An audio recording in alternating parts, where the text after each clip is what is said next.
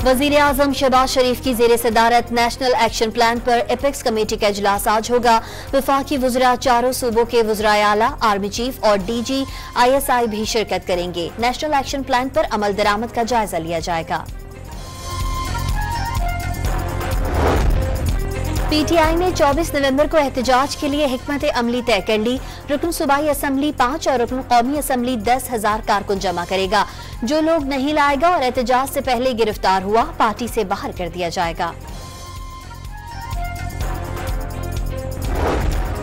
PTI ने homework के बगैर एहतजाज की कॉल दी, खुद उनके लिए नुकसान का बाइस बनेगी। तहरीक इंसाफ का एहतजाज हुकूमत के लिए चैलेंज नहीं। वजीर आजम ने सियासी डायलॉग की पेशकश की थी, लेकिन बानी PTI की सियासत में डायलॉग का लफ्ज नहीं। वजीर आजम के सियासी मुशीर राना सनाउल्लाह का दावा।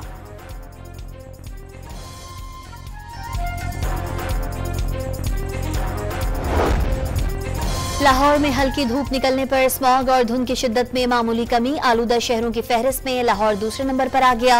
मुल्क की सतह पर पहले नंबर पर मुल्तान दूसरे और कराची तीसरे नंबर पर। हद निगाह कम होने से मुख्तलिफ मकामात पर मोटरवेज बंद, परवाजों और ट्रेनों का शेड्यूल भी मुतासिर।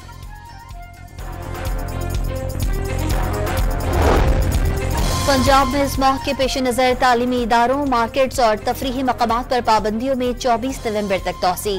नुमाइश और फेस्टिवल के इनेकाद पर भी 24 नवंबर तक पाबंदी आयद रहेगी।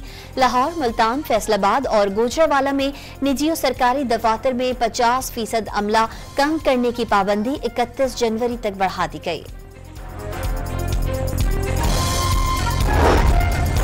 14 माह में मईशत कैसे संभल गई, IMF हैरान। आलमी मालियाती इदारे ने 14 माह में खसारा सरप्लस में लाना भी खुश आइंद करार दे दिया।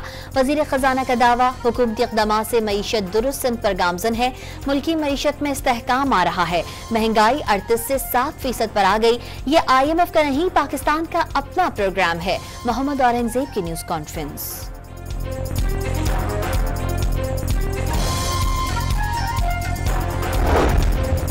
नवाज शरीफ के बेटे हसन नवाज को लंदन हाई कोर्ट ने दिवालिया करार दे दिया। साबिक वजीर आजम के बेटे को बरतानवी हुकूमत के टैक्स और रेवेन्यू डिपार्टमेंट के टैक्स केस में दिवालिया करार दिया। हसन नवाज से मुतालिक केस 25 अगस्त 2023 को फाइनल किया गया था। बलूचिस्तान असम्बली के हल्का सिब्बी के ज़िमनी इंतखाब पीपल्स पार्टी के मीर कोहियार खान डोमकी ने जीत लिया। गैर सरकारी गैर हतमी नतीजे के मुताबिक मीर कोहियार खान डोमकी ने 35,000 से जायद वोट हासिल किए।